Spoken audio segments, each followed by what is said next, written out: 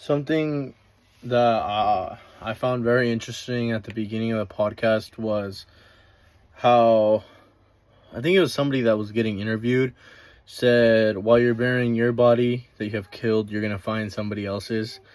And I totally think that is so true. I looked at the map of the park and there were so many bodies everywhere and kind of honestly right next to each other. I looked it up because I wanted to see where the victim was found, and there was various bodies next to her and maybe like 10 feet away from her. So I definitely found that very interesting. Just the fact that there's like 68 bodies in that park, I think it says. So another thing that really interested me was, or caught my eye, was how the anonymous call said about somebody being Asian and didn't really specify as in if East Asian, like Indian and that sort, or like Japanese and that sort. Wonder if he gave specific details, if it linked back to Adnan, which he did mention to look at him.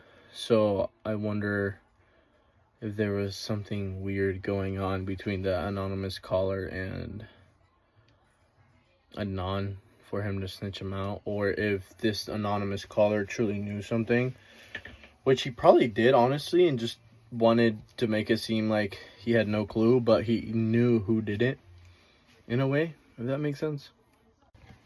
And this anonymous caller calls again and gives leads to Adnan's friend, but Adnan's friend says that he didn't make that call or that he doesn't know anything, which could totally be true, but it definitely does seem a little fishy in my part, or in my eyes. Why would they link it back to Adnan's friend? I forgot his name. I was just listening to it, but it was just really weird. This case is very weird. It kind of reminds me of the tarot case that we have previously listened to in a different course, and it gives me similar structure to it. There's a lot of people that could possibly be the suspects, but there isn't just one that hits other than the ex-boyfriends. And just the fact that they couldn't trace or know who the anonymous caller was is kind of interesting as well, because it's out of reach. If it was a call out of reach, how would they know all of this? Which is super interesting. And another thing that was interesting was how they bring up if Adnan had to get rid of the car, where would he do it? And they said the woods. How would that caller know as well? This case is very interesting.